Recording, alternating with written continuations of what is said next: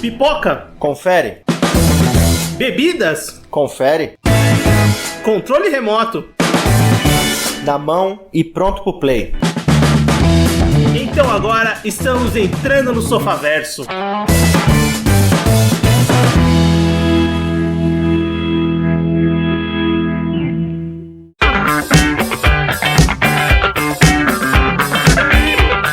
Bem, Sofaverso começando, voltamos para mais um episódio do seu podcast e vamos falar de cinema, vamos falar de filmes bons que foram péssimos negócios. E para isso eu tô com o Everton. Fala pessoal, beleza? Eu tô com o Anderson. E aí pessoas, todo mundo indo atrás da vacina? Todo mundo já entrou na fila pra virar jacaré? Eu sou o Vinícius e eu realmente espero que sim. O problema é que as filas, no final das filas, não tem vacina, né? Esse que é um grande problema, infelizmente, que a gente tá enfrentando agora, né? Mas bem, não vamos... Tem vacina nem no começo da fila. Não vamos perder as esperanças, né? Quem sabe um dia vai chegar. A esperança é a única que morre, então tá, a gente vai se arrastando conforme os dias passam. Mas bem, se cuide, ouvinte. E pra isso, se cuide na sua casa, escute o nosso podcast. E como a gente copia os melhores podcasts do Brasil nos temas e adapta pra nossos outros episódios, a gente tá copiando nós mesmos, né? Basicamente. A gente tá pegando um episódio que a gente já fez e modificando a ideia, fazendo um espelho dela, né? Isso se chama aproveitamento máximo de um tema. A gente não falar que a gente tá espremendo a maçã até a última gota, né?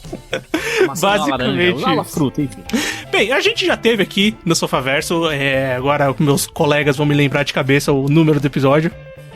42. No episódio 42, nós fizemos um cast temático onde conversamos de péssimas franquias que foram grandes negócios, que foram negócios bilionários, de filmes que fizeram muito sucesso, muito dinheiro, mas na nossa humilde opinião, né, são filmes ruins, né, principalmente as franquias que a gente comentou ali no seu geral. E pra gente fazer o contraponto, dessa vez, hoje no podcast, a gente vai comentar bons filmes que foram péssimos negócios. Sempre tem também essa questão em Hollywood de filmes que passaram despercebido ou não tiveram boas bilheterias, que depois, num tempo, seja curto ou num longo prazo, viraram sucesso, viraram filmes referenciados, viraram filmes cult, viraram filmes referência no mercado do cinema. Então dessa vez a gente vai conversar um pouquinho sobre esses filmes que fracassaram nas bilheterias, mas que até hoje são vistos como bons filmes e obviamente na opinião de nós que estamos participando do podcast, né? E ao contrário das franquias, justamente por terem dado pouco dinheiro, os filmes aqui são únicos. Só tem um exemplar daquele filme, com exceção de um deles, que a gente vai falar aqui, mas o que a gente repara é que alguns deles ganharam um status de cult reconhecimento posterior, enquanto muitos deles já eram reconhecidos como bons à época do seu lançamento, mas que o público acabou não comprando, ou então porque saiu alguma outra coisa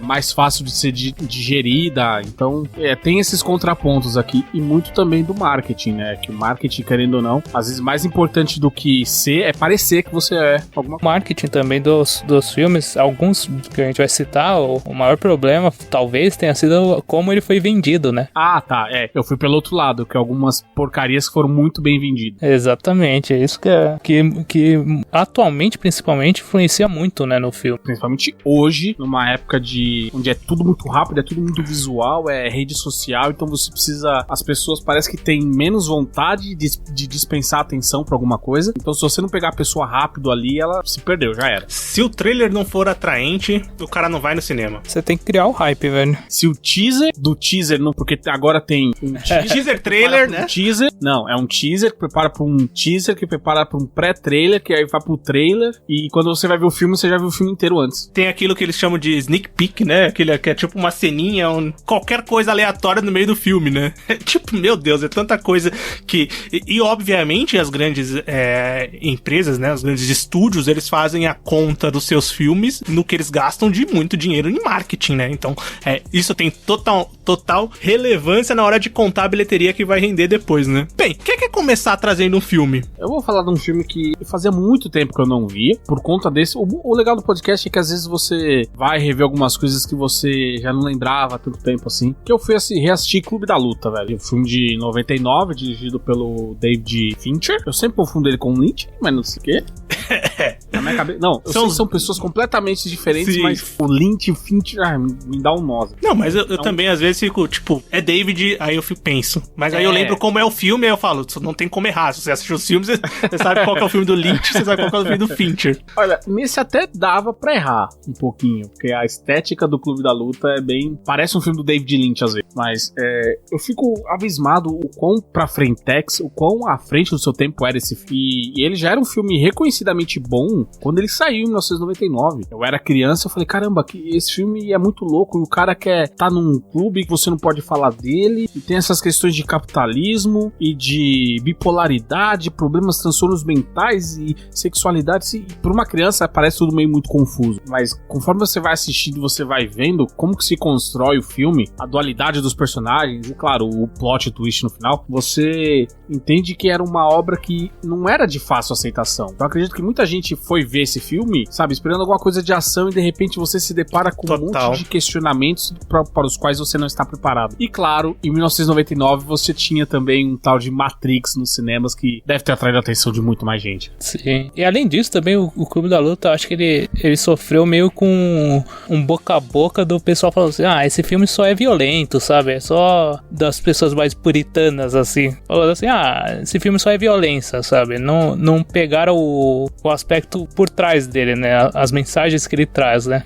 Sem dúvida, isso ficou para um segundo plano, né? E depois você entendendo o trabalho do diretor em cima, o quanto que ele entrega do filme através da fotografia, mas o foco principal que a gente presta atenção são naqueles personagens que estão em tela. Então é um trabalho muito bem feito, que ele tá o tempo todo te dizendo o que vai acontecer ao longo do filme, só que ele tá sendo bem mágico ali. Ele tá te mostrando uma coisa com a mão, mas na verdade a mágica acontece na outra. É um truque que funciona muito bem e é muito bem construído nesse filme. E é mais um filme que no ano de 99 vocês comentaram de Matrix, mas Clube da Luta foi um filme que, pra você ver como hoje ele é relevante, as pessoas lembram, é um dos principais filmes da filmografia do Fincher, com certeza, que tava no início ali, é o quarto filme que ele lançou, o Clube da Luta. O filme foi totalmente esnobado em todas as premiações que participou daquele ano e tal. Então, pra você ver que o filme não foi só mal de bilheteria, mas também a crítica não soube receber tão bem aquele filme quanto posteriormente eles enxergaram todo, né? E esse é daqueles filmes em que o reconhecimento vem a posteriori, né? Sim, com certeza. Tá ali no forno, hein? Mas com certeza é um filme que você começa a ver uma ascensão de direção, né? De um novo diretor que tá fazendo trabalhos ali, que ele só foi fazendo trabalho bom praticamente, até recentemente agora o Mank, que é o último filme que ele lançou, né? Só pra pontuar assim, né? Um filme faz um sucesso de bilheteria, é um filme que gera 2,5 a 3 vezes o seu valor de produção, né? Isso, envolvendo elenco, marketing, todas essas coisas. Isso. E o Clube da Luta, pelo que a gente pesquisou aqui, o orçamento estimado dele foi de 63 milhões e arrecadou 100 milhões, né? 101, né? O que pra indústria é considerado como um fracasso, no todo não é, porque ele deu mais dinheiro do que ele gastou. A maioria dos filmes que a gente vai falar aqui rendeu menos do que foi gasto pra fazer. Sim. Só acho legal deixar pontuar isso, porque, como o Anderson falou, né? Ele gerou um lucro, né? Mas pra indústria do cinema tem 2,5 a 3 o valor do orçamento estimado da produção, né? Junto com o marketing. É a velha coisa do capitalismo, né? Você tem que... Não basta você se pagar e sobrar um troquinho, tem que dar muito lucro, sabe? Pra você falar, tá bom, foi mais ou menos. E só eu ia puxar, porque a gente tá falando de 99, e um dos últimos filmes que eu peguei na lista, assim, que eu tava procurando e dando uma olhada hoje ainda, no dia da gravação, que também é de 99, também é uma animação que tá muito marcada na nossa mente, eu acho que é muito pela gente ter assistido na TV, que é O Gigante de Ferro, que é um filme do Brad Bird, que o pessoal hoje em dia deve conhecer pelos Invencíveis. Os Incríveis. Os Incríveis. Eu tô com o Invencível na cabeça. Dos Incríveis dirigiu... Qual que é o filme que ele dirige do Missão Impossível? É o quarto, né? É o Protocolo Fantasma. Se eu não me engano, é o Protocolo Fantasma que ele dirige, que é muito bom, aliás. E, cara, esse filme que a gente tem um imaginário, né? Assistiu quando criança e cresceu, viu aquele filme, achava legal, até hoje eu já reassisti o filme também, continuo achando legal. Em 99 o filme foi muito mal de bilheteria. O filme teve um orçamento de 70 milhões de dólares e ele arrecadou em duas ele foi exibido em 99, né? Depois teve uma nova exibição em 2016 e arrecadou, juntando as duas, 43 milhões de dólares. Esses dados pelo Box Office lá, que é um site... É o principal site de bilheteria ali que a gente encontra esses valores, né? No Wikipedia tem um valor de 100 milhões de dólares e também ainda é um valor que pelo menos dá um pouco de lucro, mas ainda não é aquele sucesso de bilheteria que os estúdios esperam. E é uma ótima animação, né? Tipo, eu acho que ela também tem ela agrada as crianças, mas também o pessoal mais velho que vai assistir também curte a animação, né? Ela também tem seu grau de importância porque foi graças a esse trabalho que a Pixar chamou o Brad Bird pra fazer Os Incríveis. Que aí a gente tá... Porra, Os Incríveis a gente tá falando de um filme que é muito bom e gerou muito dinheiro. Mas, pra te falar, o Gigante de Ferro eu vi na época, então eu tenho umas memórias muito esparsas acerca desse filme. A maior parte das memórias são cenas que passam na internet, algum gif, algum meme em cima, aquele meme do robozão te abraçando e tal. Mas é um filme que eu preciso rever. Mas é um filme que fica no imaginário e também, eu lembro quando saiu o Jogador número 1 do Spielberg, que tem o Gigante de Ferro, né? E todo mundo, porra, o Gigante de Ferro, que legal. Então a referência é automática, né? Eu acho que a gente também tem esse conto porque ele passava bastante, né? Eu não lembro agora, acho que era o SBT que passava bastante esse filme à tarde. O SBT tinha contrato com a Disney, né? Passava bastante esse filme, assim. Eu assisti várias vezes quando criança, isso eu tenho certeza. E reassisti uma ou outra vez agora cenas, uma vez inteira e algumas cenas, assim, quando mais velho. Para pra pensar aqui, anos 90 marca o renascimento da Disney em termos de animação, porque os anos 80 foram péssimos, salvo uma ou outra exceção. Nos anos 90 nós tivemos Rei Leão, pra quem gosta, o Aladdin, a Pequena Sereia, Mulan, Pocahontas, enfim, tivemos grandes obras da Disney. Eu tô me perguntando aqui, foi o Silvio Santos com esse contrato que reviveu a Disney? Olha! Então o Silvio Santos foi quem financiou a Marvel pra Disney? Fica aí essa pergunta, não. Ele não é milionário, pelo menos que a gente saiba, mas bilionário ou zizilionário à toa, né? Então ele deve ter muito dinheiro e, cara, não sei, cara. O Silvio Santos é imortal, né? Isso a gente já sabe, né? Então acho que nunca vai ser revelado esse segredo. Pro bem ou pro mal, né? Já passou na hora, né, amigão? Mas... Cara, eu vou puxar um filme aqui que eu acho que ele foi... A grande motivação de fazer esse podcast, desse tema, né, que é o Blade Runner, né, porque ele é talvez seja um dos mais famosos que todo mundo falou que foi um fracasso de bilheteria e que até hoje ele é extremamente cultuado, né, mas se eu não me engano, Blade Runner também foi muito criticado também na época, né, o pessoal não sacou muito bem o que o Ridley Scott quis fazer, né. Muito criticado, ele foi muito mal de crítica, muito mal de bilheteria. Por dois fatores importantes, né? Primeiro que vendia-se o filme de ficção científica com Harrison Ford e todo mundo já imaginou que seria o Indiana Jones no futuro, alguma coisa assim. E segundo porque, apesar do nome Blade Runner, ele leva ele não é tão fiel ao conto original dos androides elétricos sonham com ovelhas elétricas, do Philip K. Dick. Ele tem algumas passagens importantes, o personagem principal é o mesmo, muitas das coisas do filme, do livro estão lá, mas outras passagens, outras abordagens, o Ridley Scott mudou pra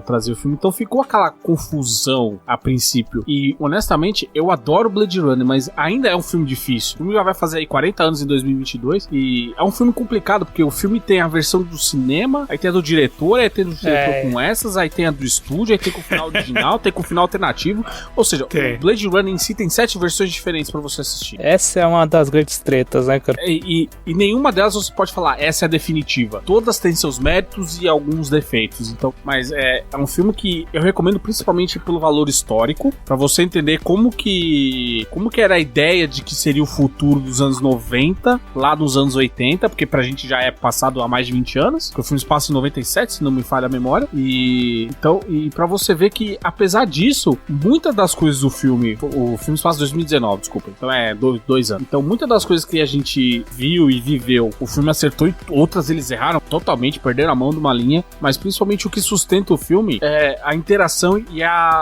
o empenho que a gente vê dos atores em cada um das suas falas, cara. É um filme que reconhecidamente é muito bom, mas ainda que tenha seus problemas. Sim, é um filme que ele, na época, ele pode ter sido vendido como meio como uma aventura de ficção, né? Ou alguma coisa que realmente foge muito quando você vai assistir o filme. O filme, ele é muito mais focado no diálogo, muito mais focado na questão filosófica que envolve toda a questão dos replicantes, né? Sim, e é um filme que esse problema do marketing ele é muito grave, porque quando você assiste o filme, é um filme praticamente depressivo e cedendo na sua cara. A humanidade não tem como dar certo. Ela vai fazer merda. O futuro é só pior daqui pra frente, sabe? O final do filme não é positivo. Eles até tentam em uma das versões dar um final positivo com o pôr do sol, que não faz sentido nenhum em relação ao filme. Não. E nem é do filme, é uma refilmagem de um dos filmes do Star Trek original que sobraram, eles usaram pra colocar nos minutos finais. Bota alguns pensamentos na sua cabeça. Por exemplo, no filme, fica essa dúvida. O Deckard é um replicante ou não é? Porque tem aquela coisa do sonho dele ver um unicórnio, e aí o detetive dá um unicórnio de origami pra ele, fica toda essa coisa. E no livro, a gente sabe que o Deckard, na verdade, é um replicante. Então, o filme, ele tomou algumas liberdades que deixaram a galera meio confusa. Explodindo a mente dos ouvintes que...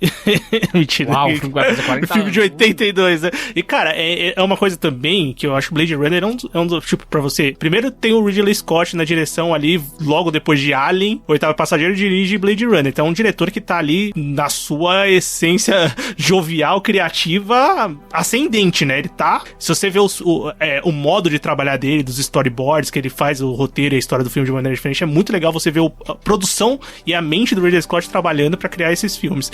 Esses filmes que eu comentei, né, e mais alguns depois na sua carreira. Então, é bem legal pra ver um dos diretores que é um dos grandes diretores hoje em dia, até hoje em dia tem grandes filmes, é cultuado, o pessoal respeita muito. E também uma das pedras fundamentais do que muita gente adora do cyberpunk, né, o pessoal adora do audiovisual cyberpunk, que muita gente gosta, e Blade Runner é essencial. E eu acho que é o único da lista aqui que tem uma continuação, né? Sim, uma continuação que saiu 35 anos depois. Em 2017 a gente tem Blade Runner 2049, que é dirigido pelo Denis Villeneuve, que é um francês que também...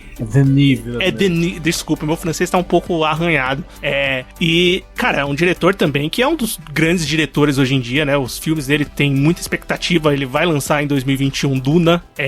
E, cara, é um filme que teve uma continuação depois de tanto tempo, muito porque o filme se tornou cult, o filme se tornou um filme fundamental pro sci-fi, pro cyberpunk, pra muita gente que gosta dessa ideia, não pela sua bilheteria, obviamente, porque o filme demorou 35 anos pra ser lançado. E mais uma vez, o filme foi mal de bilheteria. E é uma continuação assim. É um universo complicado. Porque Blade Runner, ele tem essa pegada e todo mundo vai ver. Pô, será que agora vai ser um filme de ação? E, de novo, Blade Runner não é uma história de ação. Blade Runner é uma história humana, apesar de tudo. Apesar de ser altamente tecnológica, é um filme que fala, ironicamente, das aflições humanas, de comportamentos humanos, e principalmente na parte dos replicantes, a gente tenta entender, a gente julga os replicantes, né? O filme dá essa ideia, mas na verdade a gente trata os replicantes muito como se eles não fossem nada, e eles estão buscando exatamente o mesmo sentido que a gente, o que é a vida, por que a gente tá aqui. E o legal é que o Villeneuve, ele acerta exatamente esse ponto na sequência, ele não deixa se levar pra uma questão de ação, ou de mudar o que é a essência do Blade Runner, né, cara? Ainda que tenha. Ainda que tenha, mas... de ação muito boa. Sim, mas não é o foco, né? Sim, exatamente. O que poderia muito bem cair nisso, né? Principalmente com esse histórico do primeiro filme ter sido um fracasso de bilheteria e tal. Ele poderia ter sido induzido a seguir um caminho mais blockbuster, né, cara? Que não foi, de fato, né? Podia ser aquela coisa de uma guerra tecnológica futura, mas as cenas de ação, as poucas que acontecem, elas são inevitáveis porque é um filme muito tenso. O filme já começa com um duelo, se é que dá pra chamar de duelo, que são dois homens saindo na porrada, é o Drax e o Ryan Gosling saindo na porrada. Só que assim, não é porrada de coreografia de guerra, não sei o que. São duas forças batendo uma na outra, sem coordenação, os caras se quebram todo, então é um conflito inevitável muito pela circunstância do filme, não porque é o mote da história. Cara, e é um filme, pra mim, assim, se você pensar num filme que dá sequência a uma história, é um dos melhores pra mim. A história desse filme, ela se encaixa muito com o do primeiro, tantos anos depois, e era um medo que as pessoas tinham, né? E tanto que, diferente do Blade Runner em seu tempo, pelo menos o Blade Runner 2049, ele foi um sucesso de crítica, né? A crítica recebeu muito bem o filme, a bilheteria não foi tanta, muito por isso que a gente tá comentando. O orçamento estimado do Blade Runner 2049 ficou entre 150 e 185 milhões de dólares. É um puta de orçamento. A gente esqueceu do orçamento do Blade Runner original. Sim, foi 28 milhões de dólares. Então dá pra ver uma diferença ali entre os tempos, né? Em 82... Também, quase 40 anos de diferença. Né? E 2017. Não, isso é bom. Dá pra dar uma noção da inflação e de tudo mais e como a indústria tava. O Blade Runner, o original de 82, ele faturou no cinema 33,8 milhões. Então ele teve um lucro de pouco mais de 10 milhões de dólares. E é muito baixo, né? Ou seja, pagou o cachê do Harrison Ford e o resto do elenco ficou chupando o dedo, né? Basicamente. E o Blade Runner 2049, ele teve uma arrecadação mundial de 259 milhões de dólares. Pra Warner, que pagou o cachê do Harrison Ford e a galera ficou chupando o dedo.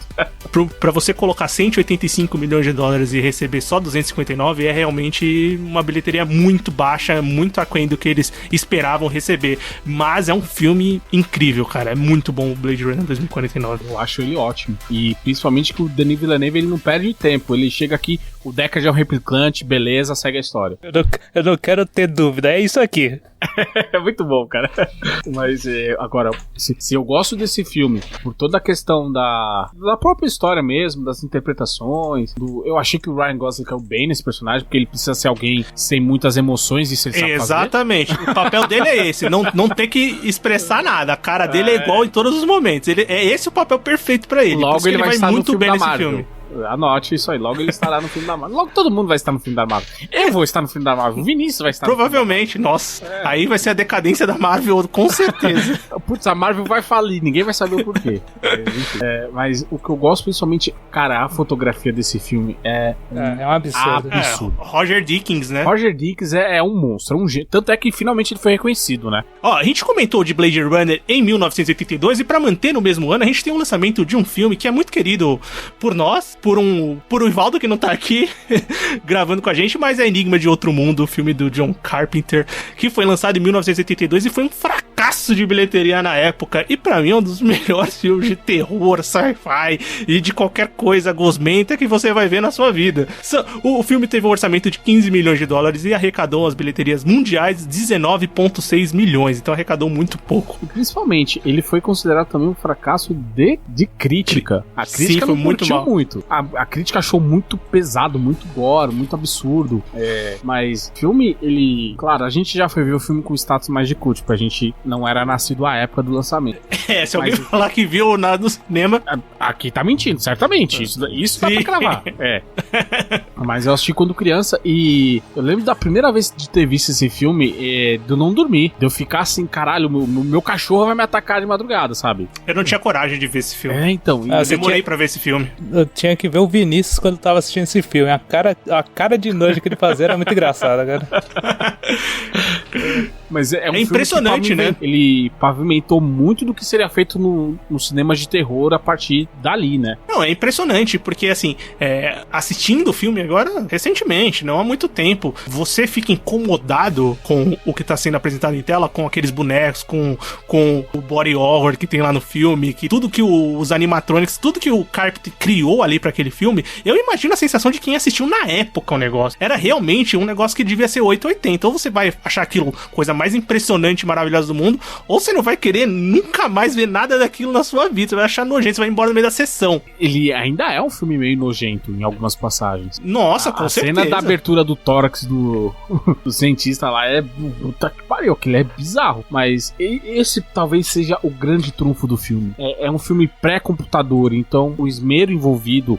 se você assistir documentários acerca da produção do Carpenter falando desse filme, que eles gastavam dias pra produzir um animatrônico pra que ficasse o mais real possível. E é um filme que você olha hoje, 39 anos depois, ele parece que foi feito ontem. Sim. Nessa questão, porque os efeito prático não tem como. Pode vir o melhor computador do universo, cara, não vai superar um efeito prático. E uma coisa que eu acho que também colabora muito pro filme não ter feito tanto sucesso é que o filme não tem final feliz, né? Isso aí do boca a boca rapidinho faz com que a pessoa desista de ir lá assistir o filme.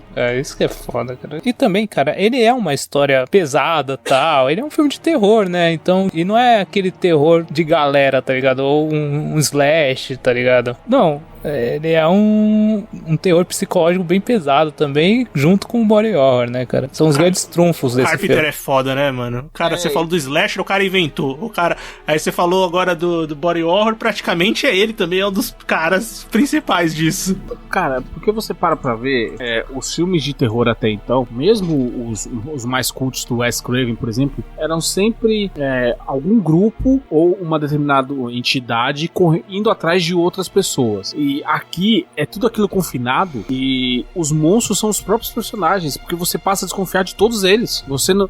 O filme deveria pegar alguém e falar assim, esse é o protagonista, confia nele. Não, o filme simplesmente pega a sua cara e fala assim, você tá no meio desse grupo, você não sabe quem confiar, se vira. Isso é maravilhoso, cara. Filmaço, cara, filmaço. Pra quem nunca assistiu, eu recomendo que assista. Cara, eu acho maravilhoso que o filme é tão bom que ele é exibido todo ano na estação do Polo Sul, que tem lá, a Muncie Scott, se eu não me engano. A galera que trabalha lá, os cientistas que trabalham lá, eles se reúnem e projetam o filme pra assistir toda vez, cara. Mano, isso é uma Os caras tão tirando, né? Os caras querem ficar bitolados mesmo, né? É sacanagem, né? Não é, velho. Eu acho muito da hora isso, cara. E a gente fala aqui, você vê que, por exemplo, o Guilherme Del Toro é apaixonado por esse filme. Sim, por Carpenter em geral, né? Eu falo, falando tirando Vampiros e o Fuga de Los Angeles, Carpenter é Deus, velho. E falando nele, cara, tem o outro filme que tá na nossa lista, que é Os Aventureiros do Bairro Proibido, né, cara? Que ele também fracassou bonito, né? Bonito. E também ele teve muito problema de produção, né, cara? Era uma outra história totalmente diferente. Mas aí chamaram pro terror também.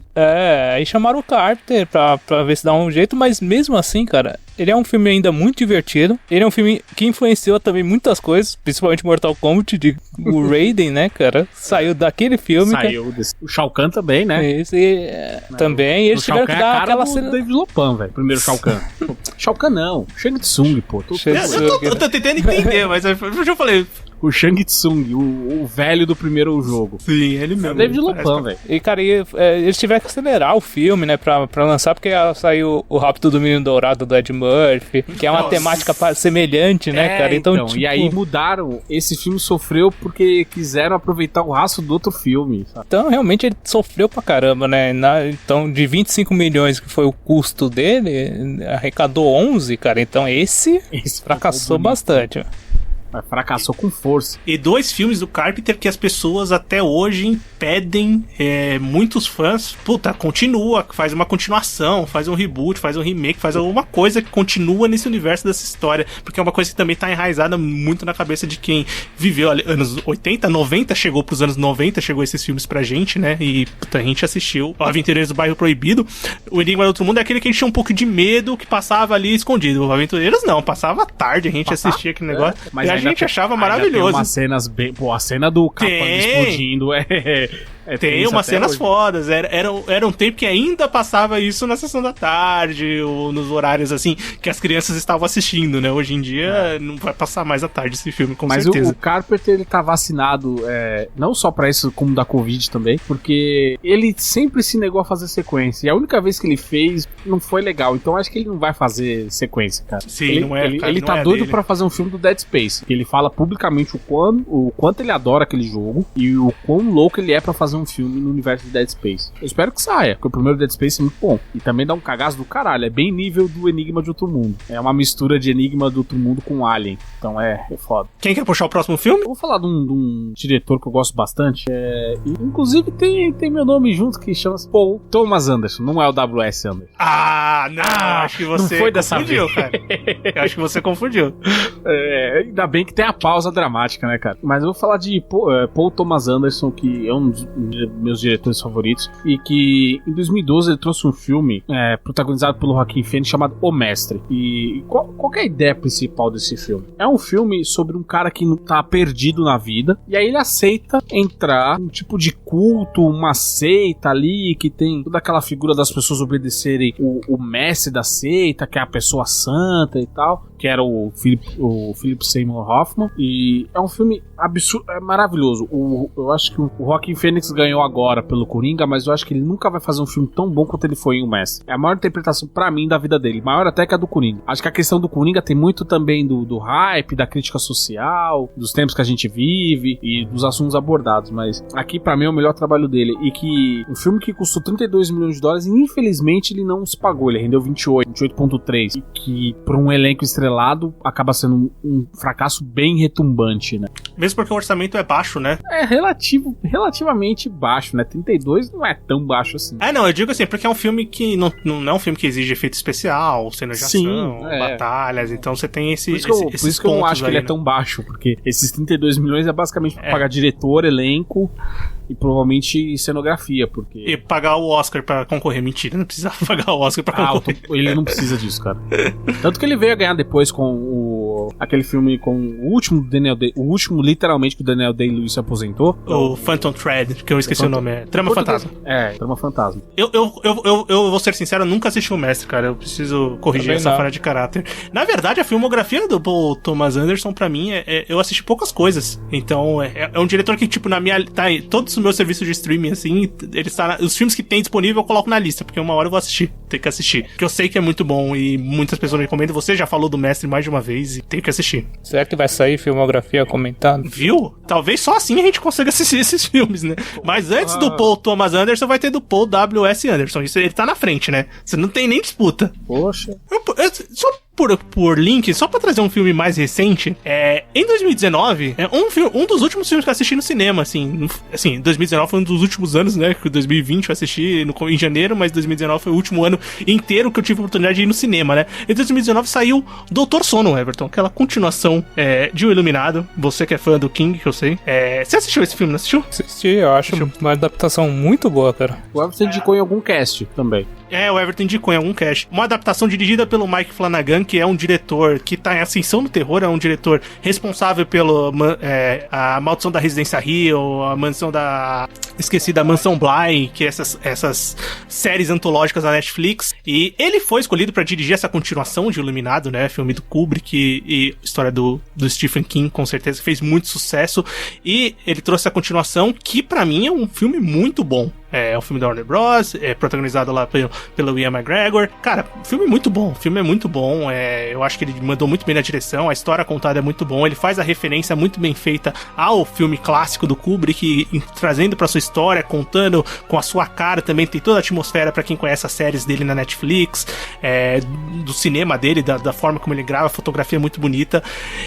Mas o filme, que teve um orçamento de 45 milhões de dólares, não teve uma boa bilheteria. Teve uma bilheteria total no mundo de 72 milhões de dólares, foi uma bilheteria baixa, então ele foi considerado um fracasso no ano, e pra Warner Bros também. E também tem que levar em consideração, cara, porque o tempo do filme, ele é muito longo, né? Então, tipo, acho que pra um filme de terror, a galera meio que vai pra assistir uma coisa mais rápida, né? E o filme, ele demora quase 3 horas, eu acho. Sim, e ele não é um filme cheio de ação, é um filme lento, né? A história é lenta. Eu acho ele uma ótima adaptação, porque ele traz muito bem o livro, ele realmente muda algumas coisas que tem no livro, só que ele também traz o Iluminado do Kubrick, mesmo o Stephen King não gostando, tá ligado? Sim. Ele não gosta, é bondade sua, ele detesta. Sim, tanto fez a própria versão de tanto que ele odeia esse filme. Pois é. Mas já aproveitando que você falou do King, falar de uma outra obra da qual ele adora, essa ele realmente ama de paixão, e também eu acho que é um dos melhores filmes já feitos, que é Um Sonho de Liberdade. Não só ele, né, cara?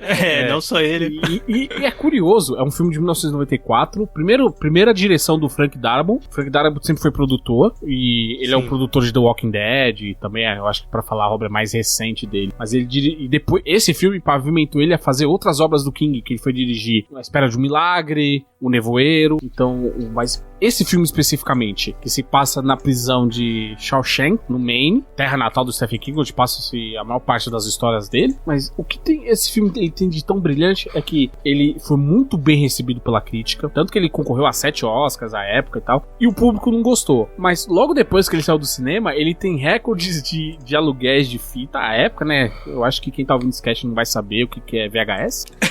Tem muita chance, viu? Muita chance de não saber o que é um rebobinar fita. que é uma VHS. E tanto é que ele é o filme que tem a nota mais alta no IMDb até hoje. Ó, que legal, eu não sabia. Ele tá na frente de Poderoso Chefão, ele tá na frente do Cavaleiro das Trevas, ele tá na frente de Três Homens em Conflito, O Retorno do Rei.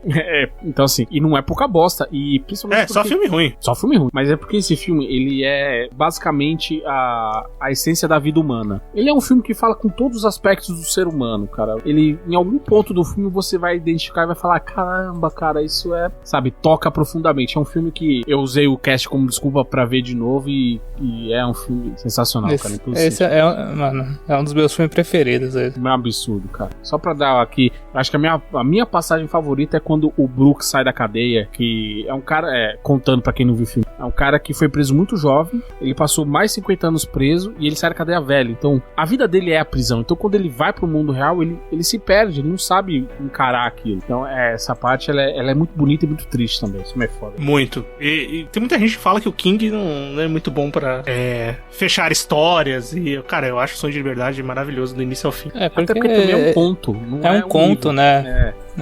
É bem isso mesmo, tá ligado? Os contos dele... Ele consegue fechar tranquilamente, cara.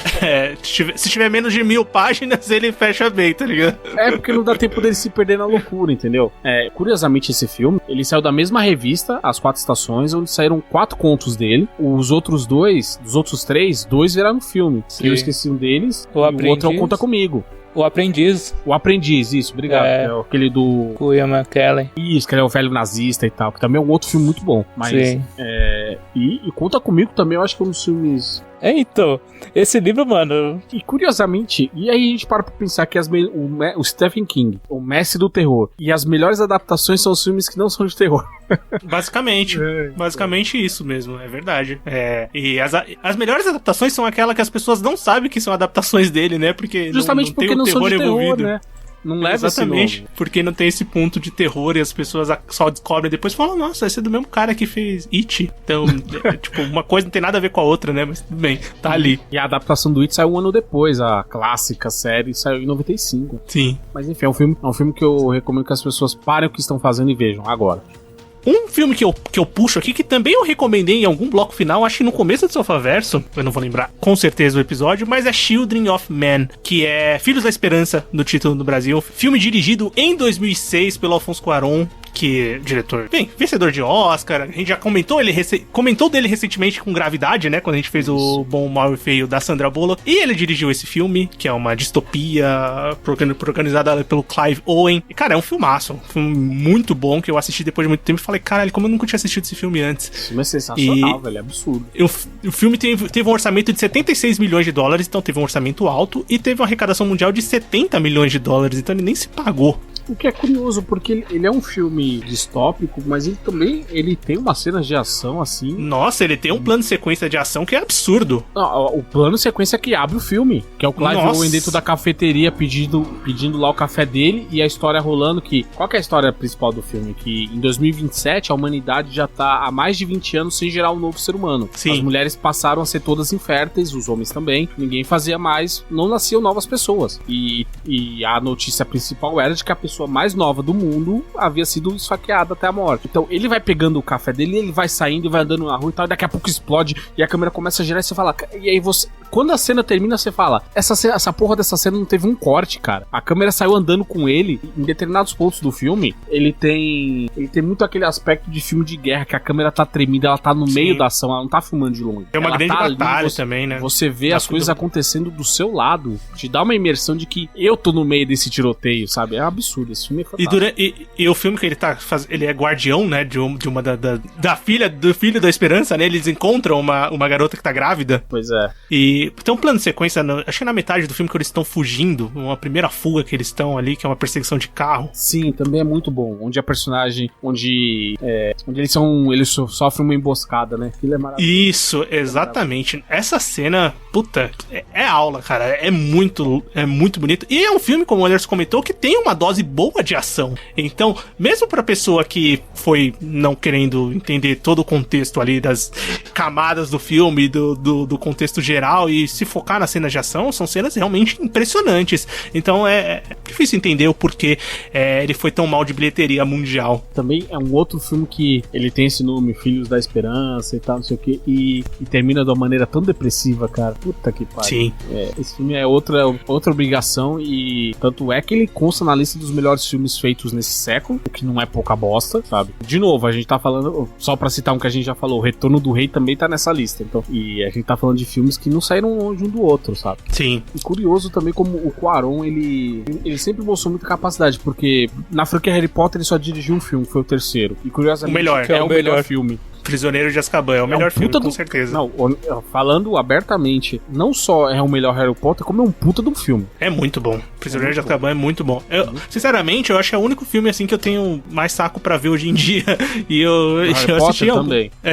Porque os outros eu realmente deixo pra lá. O do Chris Columbus é aquela aventura infantil, bonitinha. O terceiro é a porrada na cara. Né? O terceiro é a porrada bem dada na sua cara, maravilhoso. Cara, com certeza tem muitos mais filmes que a gente não comentou aqui. Você, ouvinte que tá escutando o podcast, com certeza você vai lembrar de algum outro filme que você viu no cinema, ou então que você sabe pela sua memória cinematográfica ou pesquisa que foi mal de bilheteria, mas que você gosta muito, que você sabe que é um bom filme. Esses foram os que a gente escolheu aqui. Com certeza é um podcast que a gente pode fazer de novo, tem muito mais filme pra comentar, e a gente pode voltar se você gostar desse formato, desse episódio, né? E comenta com a gente o filme que você lembra nesse tema de ser um bom filme, mas ter sido um péssimo negócio em bilheteria pros estúdios. Mas bem, vamos pro bloco final? Bora! Recomendações, críticas e o que mais vier à nossa cabeça agora no bloco final. Muito bem, começando o bloco final do Sofaverso. Agora é hora da gente recomendar alguma coisa que a gente assistiu, alguma coisa que a gente leu, alguma coisa que a gente escutou, ou qualquer outra coisa. Quem quer começar? Eu vou falar rapidinho porque a minha dica ela é curta e grossa. 15 de maio de 2001 saiu o disco Lateralus do Tu. É isso. 20 anos do disco completou agora, então vai lá e ouça. Eu vi o Tu postando esses dias. Eu só não sabia exatamente que dia, eu sabia que era em maio. 15 de maio.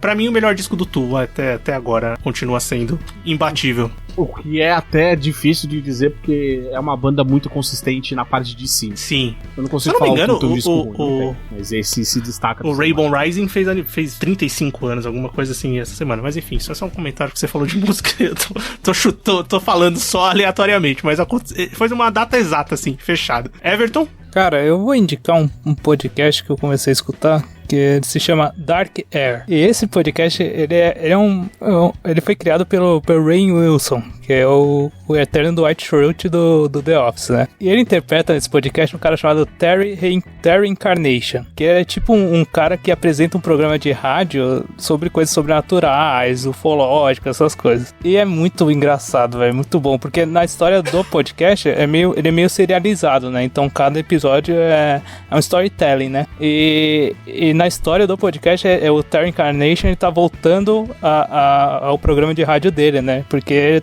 aconteceu um fato na vida dele e agora ele volta. E é muito engraçado, velho, porque ele atende lá os caras falando que tem espírito na casa deles e é sempre uma coisa muito absurda, sabe? Mano, eu aconselho muito. E o Rainn Wilson, ele é muito engraçado, né, cara? Obviamente em inglês o podcast não tem tradução simultânea, né?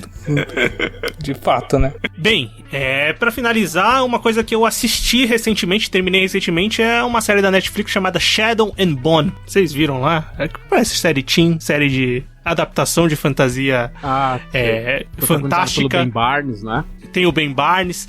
E, cara, eu fui assistir porque eu tinha achado o trailer legal e tal. E, companhia de trem, de metrô, baixei, comecei a assistir e, cara, me surpreendeu positivamente. Eu achei que era uma série bem mais teen, mas não tem tanto esse peso de teen. Ela existe sim, tem as suas coisas de romance teen, essas coisas assim, mas é bem menos do que a história que tá sendo contada. A história é bem legal, ela é baseada numa trilogia de livros, né, escritas pela uma escritora chamada Leigh Bardugo, e é uma trilogia bem famosa, tal, vendeu muito livro lá fora. Não sei se já chegou, acho que chegou no Brasil algum volume, enfim, não conheci os livros, nunca li os livros, mas eu vi essa adaptação que a Netflix fez, o valor de produção da série é muito grande, é muito bem feita, a série é bonita, ela tem uns momentos bem interessantes, com certeza a Netflix vai apostar pra mais temporadas e, cara, a primeira temporada é bem legal, vale a pena, eu curti 8 episódios, curta, vale a pena pra quem gosta dessa fantasia, a gente comentou rapidamente de Harry Potter, é uma coisa que fã de Harry Potter com certeza vai curtir, porque ela traz muito esse espírito da fantasia, mas um pouco mais séria, assim, tem umas cenas de luta, tem um gore, tem cabeça rolando, tem sangue, tem bala, tem cenas de sexo, tem uma coisa um pouco mais o jovem adulto, sabe? E na maioria dos momentos, mas acho que vale a pena, porque é uma produção muito boa da Netflix, assim, que dessas produções que a Netflix faz pros jovens e o jovem adulto, enfim, que é pra bombar, essa é uma série que é bem produzida, essa eu curti, vale a pena conferir. Shadow and Bone, ou Sombriossos, né? Essa é uma parada que eu não entendo, essa expressão jovem adulto, que em teoria deveria ser a pessoa entre 19 e 25 anos, pô, você tem adolescente na internet, youtuber aí com 40 anos, cara.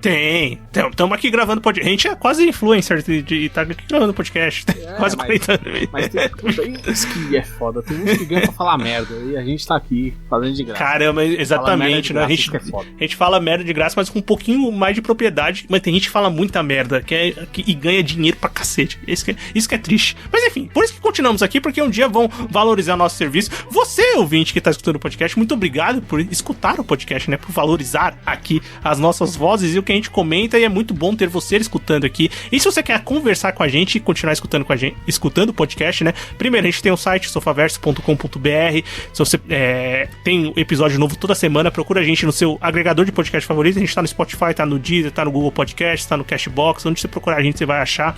Quer conversar com a gente? Temos redes sociais, Instagram é Sofaverso, Twitter é Sofaverso. Quer mandar um e-mail pra gente? É podcastsofaverso@gmail.com. Quer conversar com a gente quase que diariamente? Quando a gente responde bastante. Até que o grupo tá movimentado agora, né? O grupo do Telegram. A gente tem um grupo no Telegram, tem o link de convite aqui no post do episódio. Se você quiser, entra lá que você será muito bem recebido. E é isso, né? A gente se encontra no próximo episódio. Valeu! Falou! Abraços e vamos tomar vacina. Vacina já!